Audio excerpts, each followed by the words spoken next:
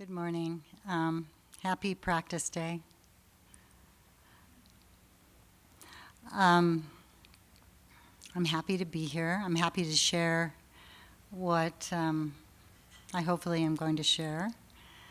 It's been a very long passion with me. So it's a combination of many different passions. And actually, I came to Naropa in 1975, and young mother with two tiny, tiny little kids, single mother. And I already had my degrees. I'd already done the college thing.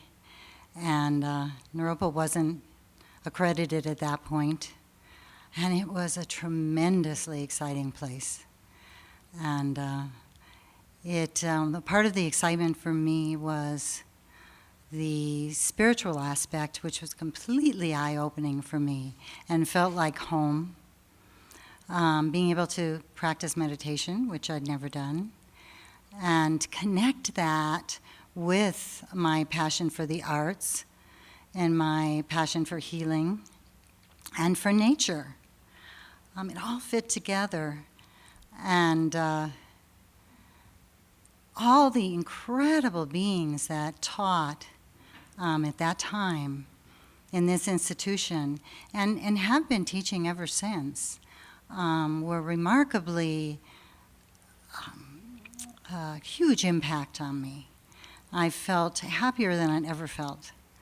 I felt freer and more at home in the world because of this place and because of its founder and because of the teachings that were coming through from people with so many different backgrounds, so many different disciplines, so many different religions and spiritual paths. And that's what inspired me, is that so many different types of people could come together and have one conversation that made sense. So here I am today, still here, and still happy about it. I keep teaching my classes because I love every minute of it. I love the students, all you students. I see some of them here now. New friends and old friends, and the community that's here.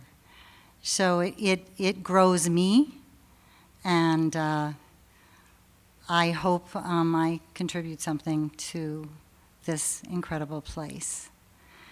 So today, the title of my talk is Creativity in Springtime, Growing Around the Rocks. And if you don't know, I'm, like Giovannina said, I'm trained in an acupuncture that's actually very specific and very ancient.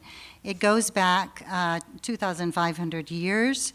It's very connected with the I Ching, which a lot of you know about, but it's connected with a book called the Neijing, which is the partner to the I Ching.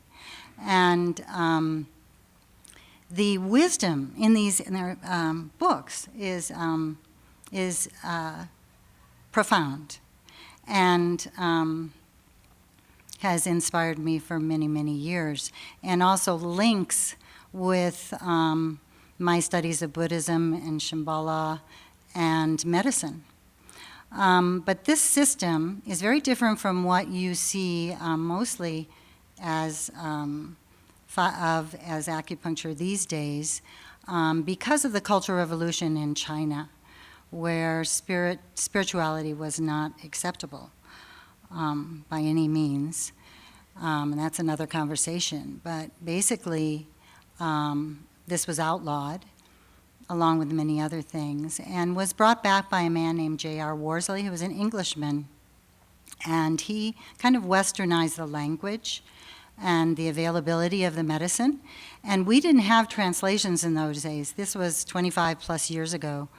And so it was very exciting when the translations of these texts finally came out, and they, of course, said the same thing he was telling us. So we were kind of trusting him with the information. And the information comes from an ancient Taoist, Buddhist, and shamanic roots, and was the basis of a society, which I guess you see this piece of art here. We're going to be going through my art later on in the talk, after I kind of work with you with some other things first. But I wanted to put this one up because I know that at Naropa a lot of us talk about joining heaven and earth. And this view of joining heaven and earth is very, very ancient and does come from ancient China. So this piece is actually called Heaven and Earth. And what's really interesting about it is you can see these, they're basically very, very ancient old script that is talking about heaven, or means heaven. And then way up in the corner on the right side, you'll see a little, up in the air, you'll see the earth. And you think, what's the earth doing up in the air? Well, part of this medicine and part of the I Ching as well, the character for the hexagram for peace is where heaven bows to earth. So that sense of the immaterial, the mysterious, the spiritual is actually able to lower itself and bow to this earthly existence and support it. So there's that which is wonderful to remember, that when in your creative process you get fabulous ideas and inspirations, that there is also that inclination to bow to that inspiration as not just coming from little old me, but has a bigger, there's a lot more going on out there than just you and your ideas. So that sense of bringing it down, bowing with that inspiration to larger forces at work, and then actually doing something with it, actually writing, painting, dancing, making dinner, making love, whatever it is. So creativity, in the way I'm going to be talking about it, is extremely broad. It can go from really making a piece of art and what that process is to living your life in a way that you are able to. In this spring, you'll notice the daffodils, for instance, have some kind of innate intelligence to know where the sun is. And I remember building, I thought I'd taken all the daffodils out, but I built a cement walkway to my house a long time ago. And to the tiniest little cracks, all of a sudden one day, boink, there would come a daffodil.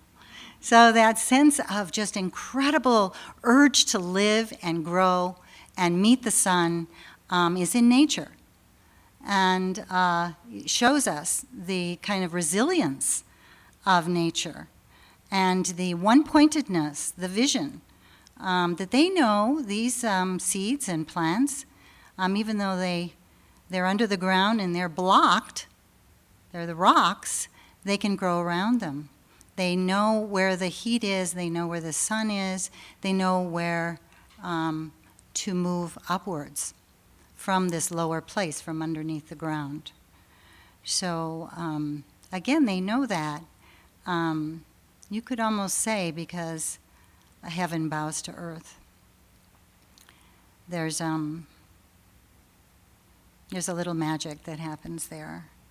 So I had thought, I don't know if you've done enough meditation already this morning, but I wanted to do a very specific guided meditation so you felt in your own bodies and minds and spirits what I'm talking about. And then I will talk about that further and also go through a PowerPoint of my art that kind of shows that in a different way. And again, this is just my process.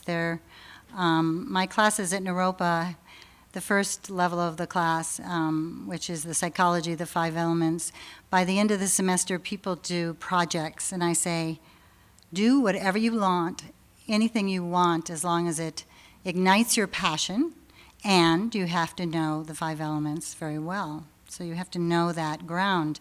And then how you apply that can be anything from how you had a psychotic break 20 years ago, and what actually happened there, and how it moved, to feng shui, to painting, to poetry, to martial arts, to living your life, to having relationships, to getting along with your family, anything, basically. It's all creative.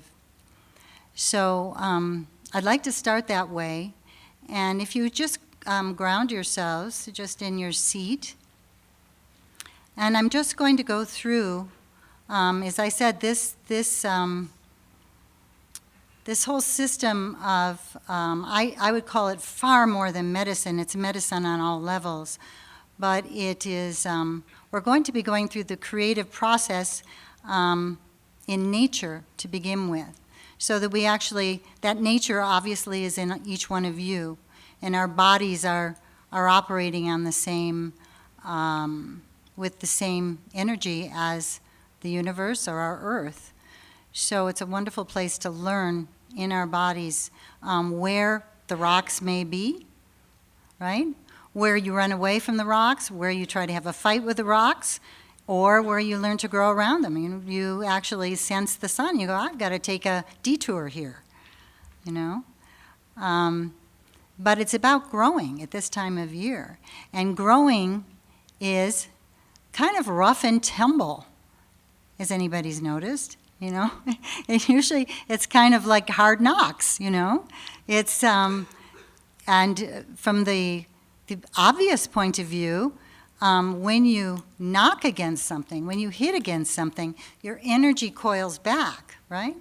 And you coil back, and then there's actually more energy there, more potency to grow when there's openness, right? So rather than looking at life as a series of mishaps in the sense that they're negative, you're looking at growing as an opportunity, and the Chinese call it crisis as opportunity, as an opportunity to actually build up more energy and grow when the time is right. So very, very connected with timing, just as plants in the spring, right? They'll pop up, and then there's a big snowstorm, and we look and we go, my God, they survived, you know? They didn't die. What a miracle. And then we see they're not necessarily blossoming then, unless maybe, as we see over by a building over here, they're against a very, very cement wall that is gathering heat the whole time, right? So they can grow and blossom by that wall that has heat, and they'll be safe. But they couldn't grow in a place that was very open. So those kinds of things, we're always looking at those kinds of things, what the conditions are, what the time is, where we are, what the place is, all of that, where we are in ourselves. So I'm going to ask you to imagine yourself as a tulip bulb. And if you don't, anybody here not know what a tulip bulb looks like? Okay, it's a little brown, crusty, dead-looking thing, right? It doesn't look like it's anything, and other than just sort of an old dead round thing. And but from that tulip bulb, when the time is right, it's going to burst forth and make a tulip. And that tulip is going to have a very specific color, a shape, designs on it, maybe purple lines or whatever. It's going to be very specific, just like each one of us. There are no replicas in this room. So, same thing. So what happens in this climate, some of you might not be from this climate, you plant in the fall, you plant the tulip bulbs about 6 inches below the ground. And they need the ground to freeze before they grow. So that's what we're going to start with. We're going to start with imagining yourself as a tulip bulb, 6 inches under the ground. And a little even, I'd say, in January versus what's happening now. So back when it was really, really cold. And you will feel the pressure of frozen ground all around you. You're going to be pressed and pressed and pressed because frozen ground swells. And you're going to be pressed so much so that what starts to happen as you have to build strength on the inside to match that pressure. So there's a sense of potentizing going on, a sense of getting stronger on the inside, because everything on the outside is black, cold, unknown, and mysterious. But on the other hand, you have in that bulb that you are all the information of who you are on a physical level, what type of flower you're going to grow into, what the conditions are. All of that you have right there. So as a person in this bulb that might look to some people dead, depressed, despairing, not knowing, underwater somehow. This has very much to do with the water element. This part of you that only knows who you are on the most basic level. And there is that knowing. And in that knowing also lies your gifts, your ability to be attracted to music or art or writing or business or science or mountains, families, whatever. All of that's there. There's also a sense, you could say, of your basic innate nature, which is completely present and reliable and very, very happy to give birth, very, very willing to grow toward the sun. As a human being, that might feel scary. As a tulip, when all of a sudden the ground begins to melt around us, it feels warmer. There's a little more room to move in. That pressure is letting up a little bit. There's a sense of being able to start to shoot a little sprout out of manifestation, still under the ground. And as that little sprout grows, it's now becoming springtime. Now about this time, as that little sprout grows, it's going to grow to where it's warm. It's going to grow toward where the sun is. It's not going to grow upside down toward the dark center of the earth. It's going to grow upwards, which takes us into the wood element, which takes us into springtime. And yes, many, many tulips negotiate rocks. Will be growing upwards and all of a sudden hit maybe a huge rock, maybe a small rock. And as a tulip, you simply feel where the warmth is, where the sun is. As a human being, you might get into your storylines about how rocks have destroyed your life. or how somebody put a rock there and it's their fault, or these rocks happen and I'm going to give up, I'm not going to grow. Things like that can happen when we're human beings. But if we look to the wisdom of nature, the rocks simply move and are flexible and grow around any way they can. Same thing happens when you're having a baby. Somebody's having a baby. Those contractions, that ability to grow a baby and give birth to it takes enormous energy.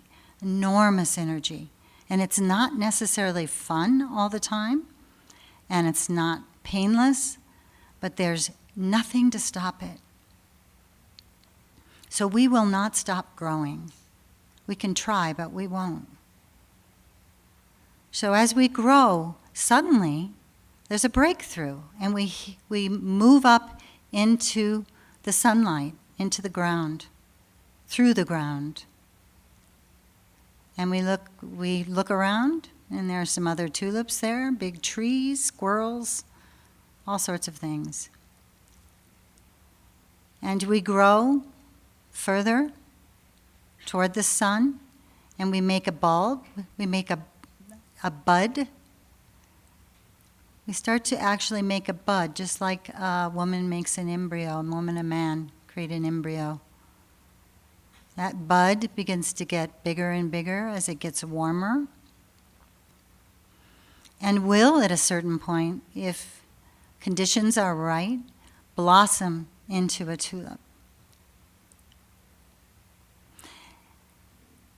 And at that point, we're into summer in the 5 element. We're into fire. And we're going to change our vision a minute, and we're going to imagine ourselves, just as a tulip, also apple trees blossom in the spring. The sap rises up through the tree and creates buds and blossoms. They make a beautiful display. And there's incredible beauty there and openness. And feel in your body as that happens, as that blossom opens, or those apple blossoms open. It's completely vulnerable, completely open. People can see to the center of you.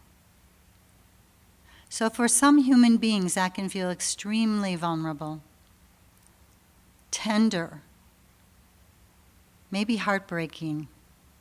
For others, it may feel absolutely fabulous, being in love, manifesting something creatively that feels, finally, you can do it. So again, as human beings, we react differently to this energy. And as we blossom, those blossoms, the little petals fall off and make a beautiful white carpet.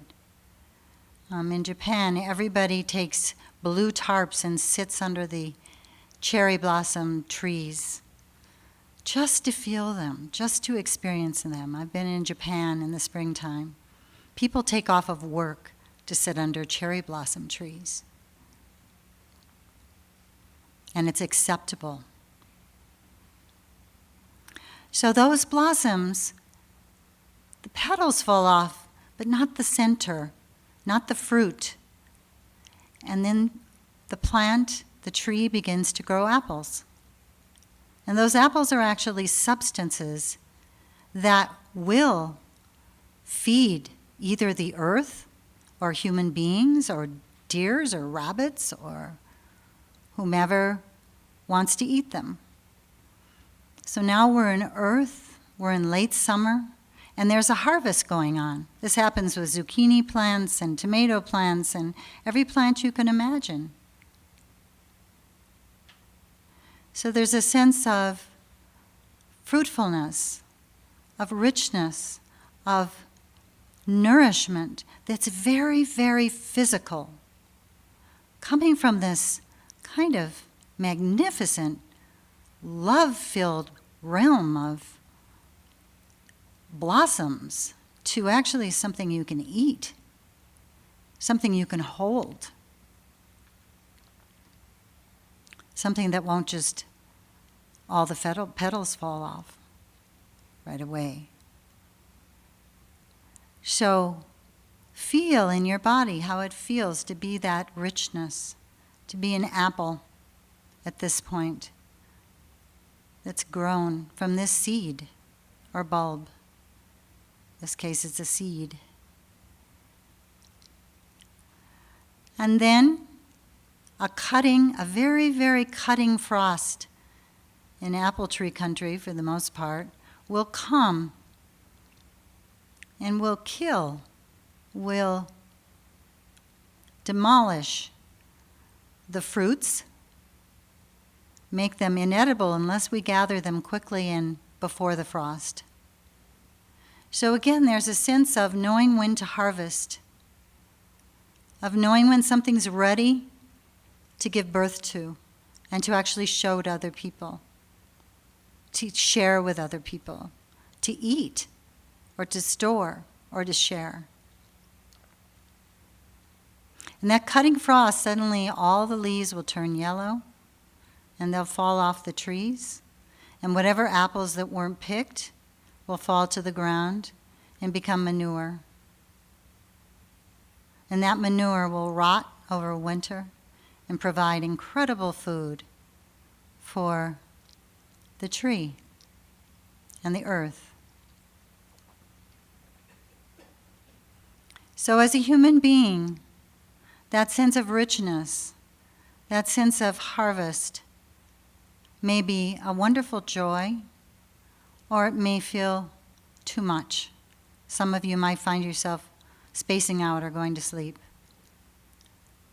Or some of you might feel it's very easy to give apples to other people, but not eat one for yourself. And as the apples fall, there could be a sadness, a loss. There's enormous letting go. The leaves, the tree is not crying because the leaves fell off. And the apples are gone, either into the ground or into people's mouths. The tree is being the tree, losing its leaves. And as it loses its leaves, you suddenly see the structure, the bare structure of the tree.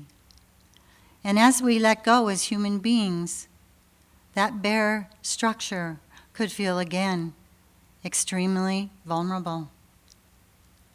We could feel alone and cut off, or we could feel free and clear and crisp and precise. And that vision of the tree against the mountains, and finally you can see the mountains because the leaves aren't there, could be joyful.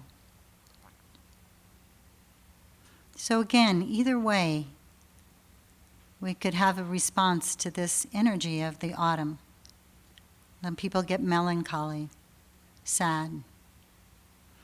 And then we're right back in winter again. All the apples have fallen. The tulip has crumbled into brown dust. And we're back to a bulb or a seed or the roots of a tree. And the sap has gone way deep inside. So that's the end of this meditation. And then you can come out when you're ready.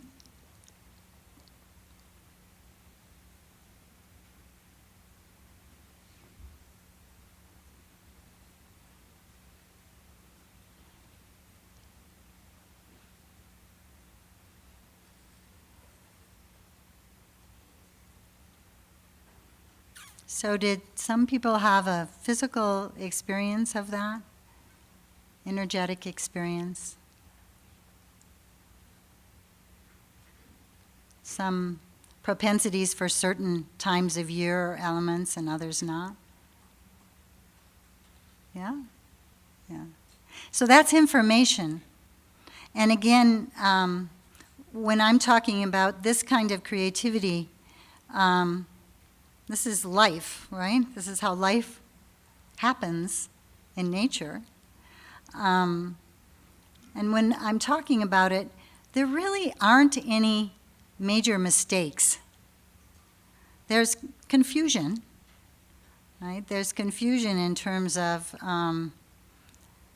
some of the situations I suggested to you.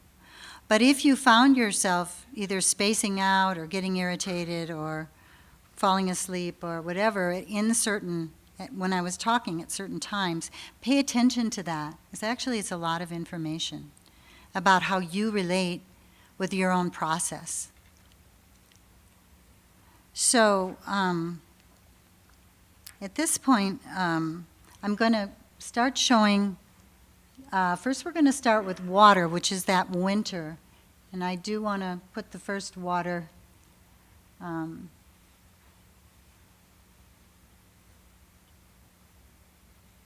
so you can change to the picture. And then you can change to the next one. There we go.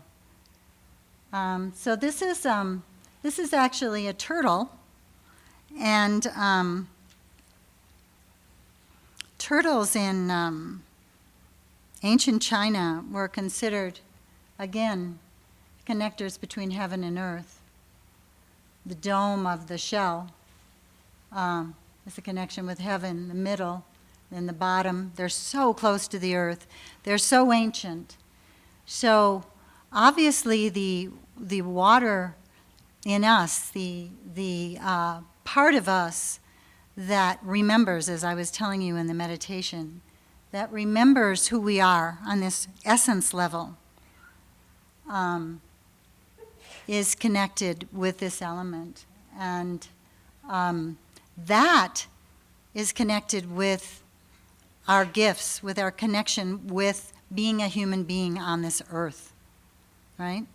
So some of us are good at music, some of us are good at, some of us like to study, some of us want to be scientists, so on and so on. Some of us want to have lots of children, whatever.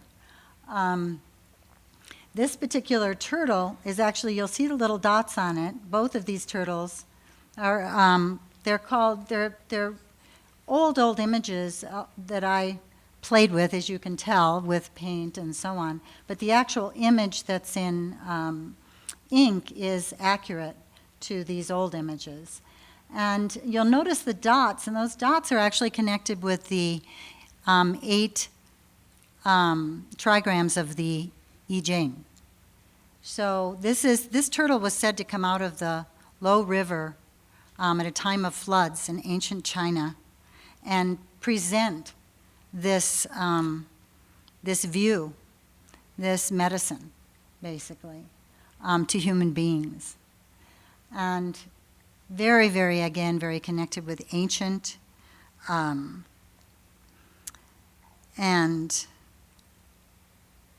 again, from that point of view, with your DNA in your bulb, you're connecting with your ancestors. You're connecting with the gifts from your physical gifts from your ancestors. You have physical ancestors, and then you have spiritual, you could say, ancestors that give you gifts from other realms. But this is really your human inheritance. So we could go on.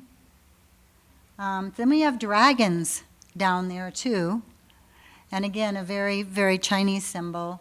But all over the world you see dragons, and nobody's ever seen a dragon, and yet you see dragons looking like dragons from many, many different cultures all around the world. So the dragons hibernate in the winter, and again, they're potentizing their energy, they're gathering energy. So this sense of being underground, being in the unknown, not knowing what's going on, growing an embryo, is not considered depression, not considered a problem, not considered, I don't know what I'm going to do for this project. It's actually considered a time when there's rest and stillness, which happens when we sleep at night, and it happens when we meditate. It happens when we do yoga, certain kinds of yoga, qigong, tai chi, calligraphy, any time you get deeply into an art, and you don't know what's going to happen, you don't know what you're going to give birth to, but on the other hand, you can feel it. You feel something, but you don't know where it's going yet. So the dragon will ascend. Okay, we could go on. And here we have, these footprints were actually made by myself and students.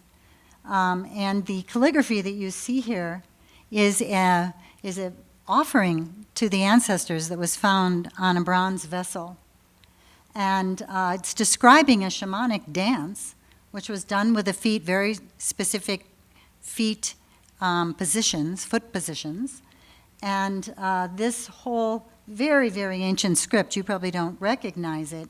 It came before the Chinese and Japanese script that you see these days.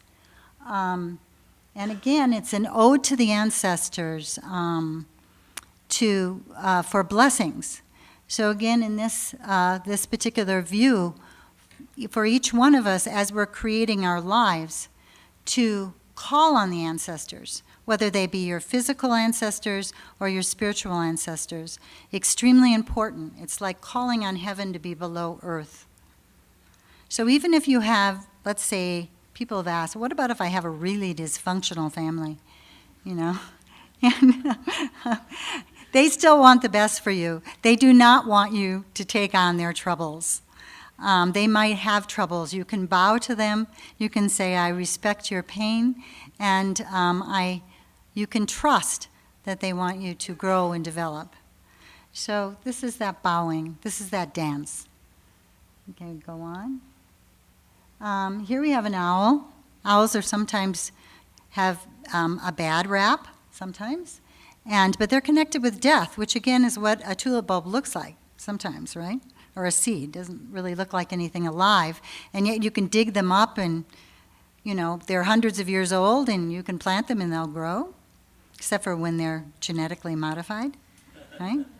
So this owl is representing wisdom. So what happened here is I would paint paintings, and then I would see something in the painting, and I would take my brush and ink, and I would draw what I saw. So this owl just kind of manifested. I saw his eyes, I saw his beak, and then I just drew him in. So when I'm doing animals, as you'll see other ones, or beings, that's what usually happened. I might have done the painting weeks before, and then I look to see who's there. So again, it's a process of first you express, and then you kind of see from the world what comes back. And then there's a whole nother space or a whole nother entity. You could say, this owl is not my owl, He just showed up, so I said hi, and I drew him in, So there's a whole nother energy, you could say, that develops from this ability to finally grow your sprout and then see what comes back, and then play with that. And so that means what I'm trying to say also is that if you're creating art or you're creating your life, and we're going to be talking a lot more as we get further into fire, if you're in line, there are going to be synchronicities that happen that you can trust, even though you can't possibly say what they're about. Okay? And when you trust them, something different, something unknown arises that can take form. Okay. And this is a calligraphy I did that's and I haven't done many of these, but this one's called Tender Feeling. And it's not a character, it's just a feeling that expresses the kind of tenderness of being underground and willing to arise. There's a little bit of shyness there. Okay, now we're going to, here we have, this is Pangu, and he's very, very ancient mythological being. As you see, he has horns, and his, again, he showed up. I was actually terrified when I put his eyes in. It was like, oh my God, this guy is real. And he has a cloak made of leaves. And again, he's said to be, in many myths, the creator of the universe. And the way he did this was he lived in an egg.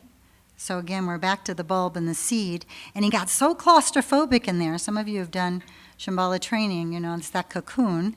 And he got so claustrophobic in there that finally he had an axe and he chopped himself out. And then all the yin, all the actual physical stuff dropped to earth, and all the immaterial stuff lifted up to heaven. And then he realized in order for heaven and earth to be present, he was going to have to hold them there. And so he held them, held earth down, held heaven up for 17,000 years. So he's a very popular mythological hero in China, ancient China. So now we'll go on to wood. So again, now we're that sprout. Now we're coming up with an idea, a first thought. Something's manifesting. And so this one's called Sleeping Bird because wood has a lot to do with that kind of flying energy. So it has to do, each one of these elements actually has to do with organs in our bodies. The water element has to do with our kidney and bladder, which is that's not a shock, right? They work with the fluids in our body. And wood has to do with the kind of energy that gets kind of feisty, which is our liver and our gallbladder, right? We all know this. People can have a lot of problems when they end up hitting rocks and getting angry. They can have liver or gallbladder problems. So in this case, the bird is still sleeping. It's just the beginning of spring. And again, this is just a completely abstract painting here. So we could go on. And then, these are old talisman from China. And again, they're pre-characters that mean wind, thunder, lightning. So this is a picture of a storm. So in the spring, there are these storms that cook up the energy, that rouse the energy. And again, you could have this sense when you're in a creative process where suddenly there's a storm and it feels like you have to get through it. And it feels more challenging than you can it feels very challenging. It can feel scary. It can feel utterly frustrating. Like, how are you going to get through it? Is it ever going to end? This is that kind of energy. And these are actual characters talking about those winds and rains and thunders and lightning and things. So then we could go on. This is what happens. So there could be an explosion in the sense of sight. It's like, finally, okay, I know where I'm going. I know who I am. And this is still coming from that bulb or that seed of water. It's still coming from knowing who you are. It's not coming from dad wanting you to be a doctor or go to a different school. It's coming from a place of genuine who you are-ness and manifesting that, and in the beginning it could be kind of wild looking like this. It could not be formed and refined, right? So we'll go on. This is a Garuda, and he has wings. Again, he's a mythical being from Tibet and Nepal, and he springs out of his egg, also like Pangu, fully formed, and he can get pretty outrageous. So this is just a picture of that kind of energy. So we're going to go on. And this is an actual character, but I drew the character instead of with a brush. I picked a rosemary. I was in California when I did this at my aunt's house, and she had these rosemary bushes that were about this high, and I would pick twigs of the rosemary, and I'd wrap them up a little bit, and I dip them in ink, and it was spring, and I used that as my brush.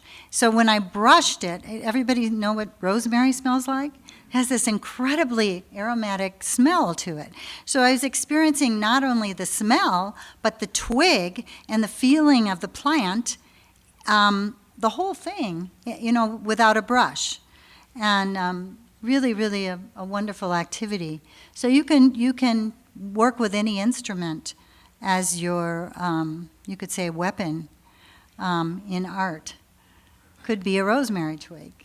So that says spring. And this last one, again, was done with pine needles and with colored ink. This says wind horse. And again, we're talking about these winds and these storms giving birth and the challenge of that. It's rough energy often. It's gutsy. It's assertive. It's frustrated. It knows where it wants to go. And if you're a person that is confused in wood energy, you could be bossy, and you could just want your thing to happen and nobody else's. It's the kid in the playground that says, let's build a fort right now, come on, everybody. And everybody goes, okay, and, but it's that energy, and it starts very little. And some people we need these kinds of people to talk to Donald Trump. Yeah.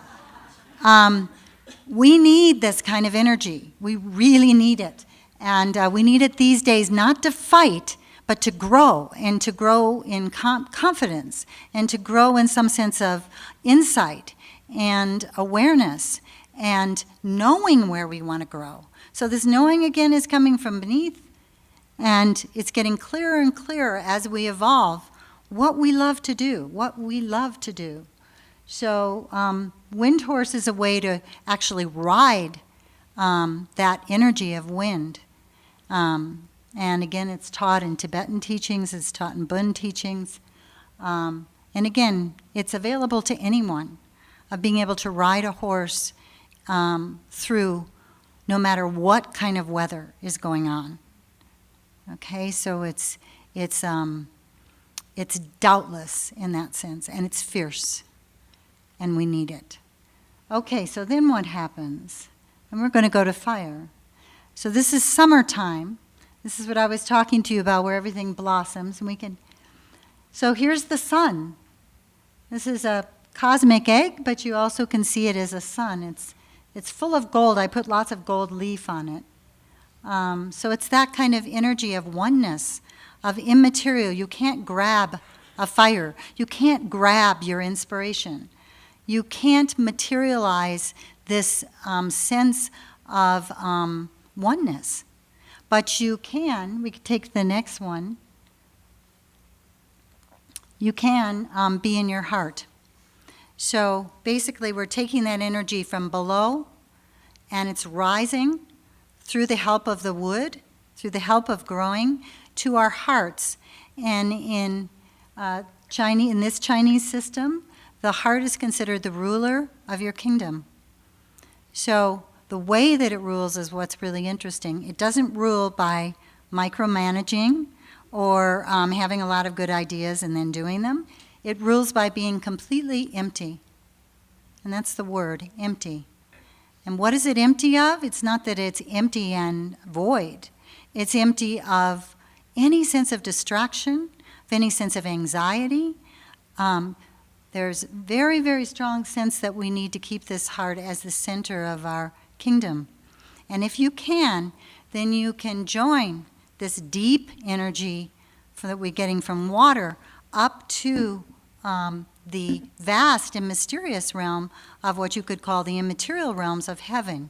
Heaven is sometimes used in specifically Christian or Chinese ways, but we can use it just as that divine, spiritual, magical, not able to grasp energy. And it's warm, and it's present, and it you can't argue with it. Okay, here's another heart that I did. And again, you can kind of see like 3 beats.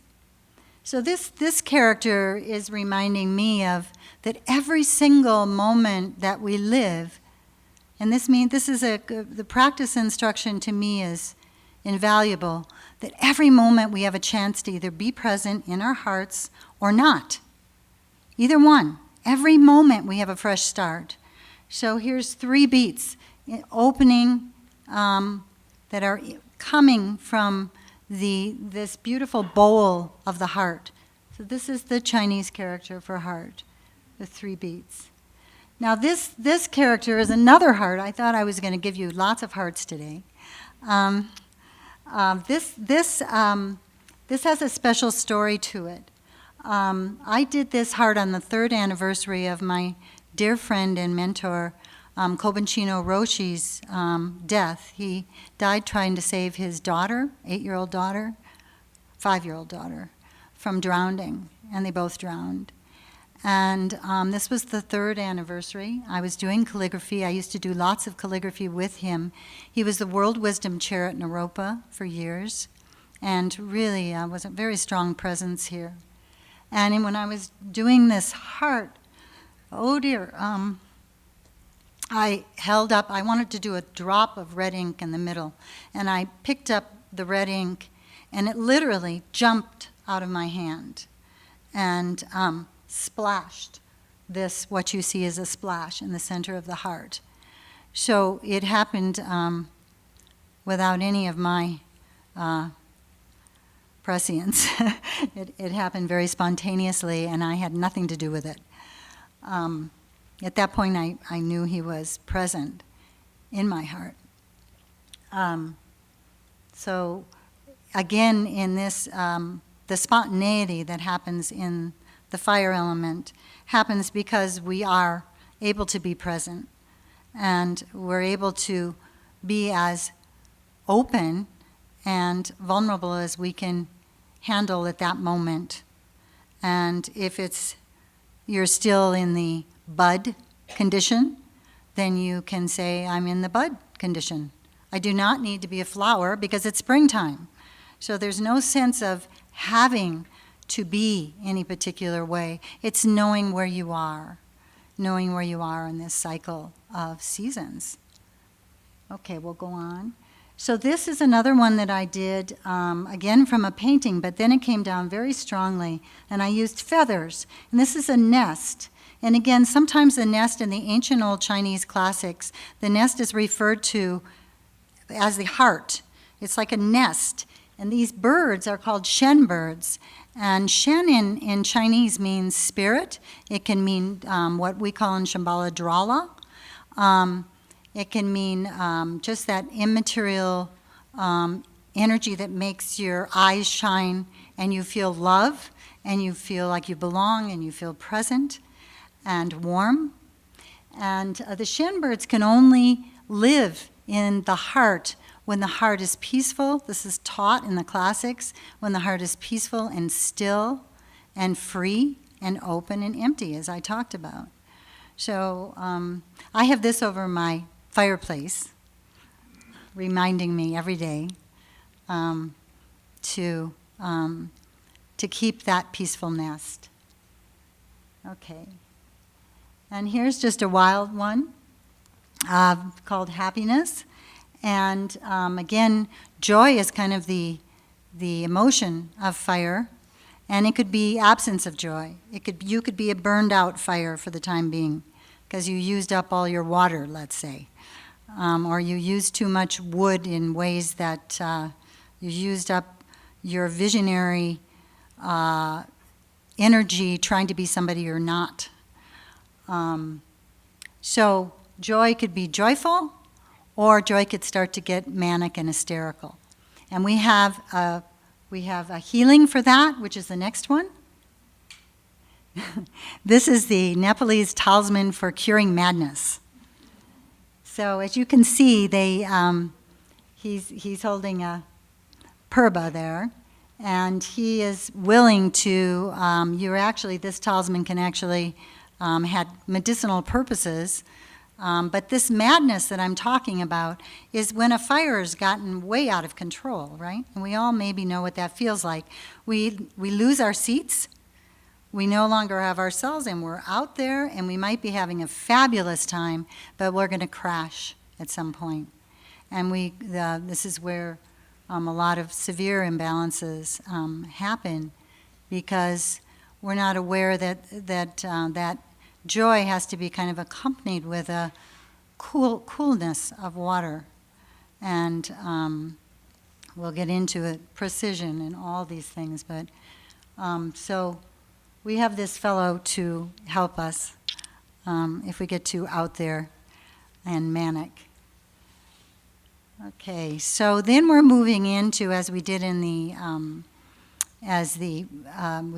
meditation, into earth. So we could show the next one. Okay, so here's she's coming from, again, she was in a painting. I just saw her, I drew her in, and she's coming from a very, as you can tell, she's a feminine energy, but she's coming from a very immaterial realm. So when you are in fire, you could fall in love and have a passionate romance, right? But at a certain point, there's a sense of that mother energy coming in and wanting to care for your beloved, wanting to be present in a more material way. So the mother comes in. We could go on. So she could look like this at the beginning, but after a while she gets fat and pregnant, and things happen, right?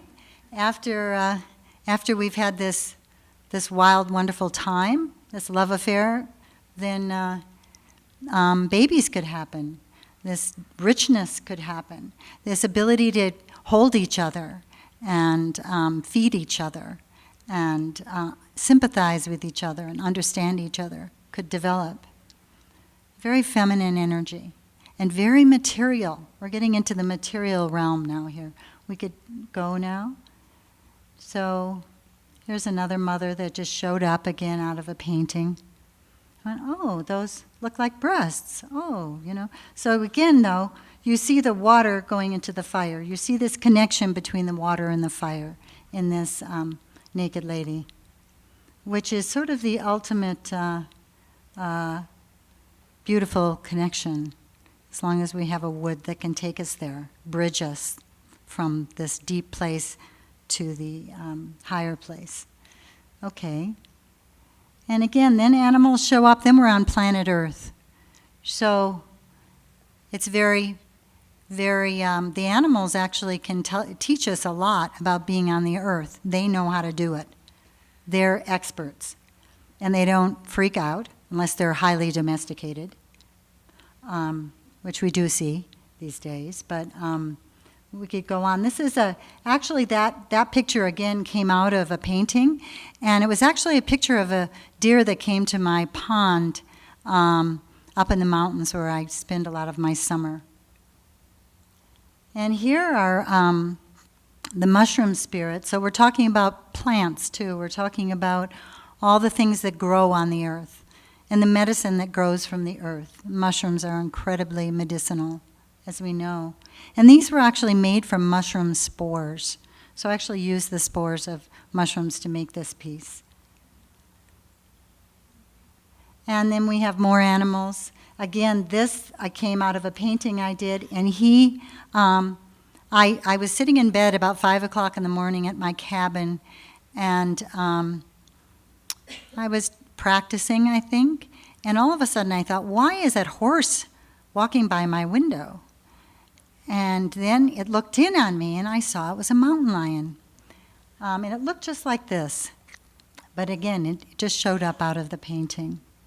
So that animal, connection with animals, whether it's your pets or just animals you see, this is part of our place on this earth. The plants, the animals, the trees, the grass, the greenery, all of that. Okay? And this character is in cursive style, but it's a very important character. It means E, that's Y-I, and it's the spirit of earth. And if you can see below the little bowl, you see that? It's a very, very cursive way of writing the character for heart. And then above that is a character for song. And if you saw this in standard calligraphy, you'd see, you could cut it in half and say, oh, there's the character for heart and there's the character for song. So what happens when we put a song over our heart? So E is all about having that intention, that will to actually sing our heart's song. And it can be translated as poetry, notes, whatever. But again, to be genuine, we're going right from where we started. We're actually going from deep in there, that resonance of who we are, knowing that, and then moving up, manifesting, and knowing that we're sticking by our genuine self. We're staying there. We're singing our heart's song. So that also goes for when you tell your friend, yes, I'll meet you for lunch. And your friend's going, oh, please, I'm really freaking out. Can you meet me? And you go, oh, yes, I can meet you. It's fine. And then something else comes up. You way overcommitted. And you call, and you say, I'm really sorry. I screwed up. I can't meet you. And then there's disappointment and so on. And as somebody involved with earth, it's often that we're caring so much for others, which is a natural instinct for these kinds of people that are very, very sympathetic and earthbound, to feed people, to care for people, to listen to people, that you can get way overextended and then feel as if you've lost yourself. So maybe you're not anymore singing your heart's song. You're too busy worrying about other people's songs and whether they're singing or not. Does that make sense? Yeah. So now we're doing the last one, the fall. Again, that's metal element. And again, we're kind of back to oneness. This is an Enzo circle, and this is a form of practice, of literal practice. They do this in this with one line also. In Zen monasteries in China and Japan, you will draw this circle of enlightenment or life, or many, many ways to describe it, over and over and over again as a practice, where you draw one line over and over and over again. And in these circles or lines, your chi, your life force, that wind that's come up from the depths of you and is manifesting, is actually manifesting through the brush into the ink, and either is alive or dead. So you might notice, for instance, in art or in your own song or your own poetry or your own life, that things are resonating like yes, yes. There's something alive there. There's something now. And then sometimes they're flat. It's not quite it yet. So when you do calligraphy, as I do, I might do many, many that are not quite yes. And then one will come up that's like yes. So Zen masters look for this in people's calligraphy. And ancient Chinese emperors and all great people were sort of judged were as to their level of realization through their calligraphy, through how much chi was in their strokes. And an interesting scientific fact around this these days is one of the artistic disciplines of learning calligraphy or painting is to copy the great masters. So you can imagine that modern museums have trouble knowing whether it's a master or not, especially when they're hundreds of years old, right? So what they do, and they use this routinely, is they put the calligraphy, the art, the painting or the calligraphy under an electron microscope, and they can see the quality of the ink particles, and they can see the quality of the chi in the ink particles. So the quality of the aliveness in the ink. So this is how they decide. So this isn't some kind of out there thing. It's an actual, and this is how, when you hear stories of people putting footprints in rocks, or great calligraphers would write on rocks and it would eat away at the rocks. Padmasambhava's footprints and handprints are all over everywhere in Asia. I've seen even here in this country, I've seen things like that. I was just in Scotland, and there was a big footprint in a rock on top of a mountain there. But that's actually because the chi actually can have the power to kind of keep alive, so the rock wears away there. Very interesting. And so here's another Enzo circle. In this case, it has a red dot in it. on the datnas. This character is, again in cursive, but it says cold mountain. So metal in this autumn time of the year is very mountainous, and it's getting colder. And there's a sense of high, like has to do with the lungs and then letting go of the colon. So there's a sense, just like the leaves are dropping, they have to drop in order for something to manifest. The structure of the tree, or for you, as a human being, it could be that you drop that sense of identity of who you are, or you're grasping at this work of art, or whatever it is, that there's a natural letting go that happens. And this has a lot to do with mountains, with mountain energy. People that are metal kind of people really love to breathe a lot and go to the mountains and tell you how in love they are, you know.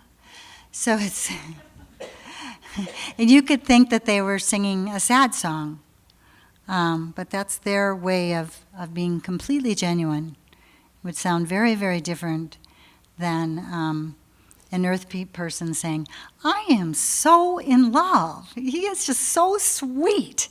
You know, and unlike that, or the fire person, you can imagine they're like, yes! You know, there's this incredible sense of, and the wood is like, yeah, and we're going to go. And we like all the same things, and we're going to create this together and that together, and so on and so on. And the water person would think, finally somebody knows me. Finally somebody knows me. I feel mirrored back. Right? So many ways to fall in love. And this is called the dragon's lair. And again, the natural structure, this just happened naturally, but still very structured and also cloud-like. This one is called No Choice. So there really isn't a choice in this being one on the spot, being that red dot in the middle of the circle. And this is the last one, a cosmic storm. So you might recognize this as a feeling you have sometimes when lots is going on, but it is immaterial. You can't possibly put that into words. It's mysterious, and there's a big sigh. So I think that's kind of the whole picture of what I wanted to say. Mm-hmm.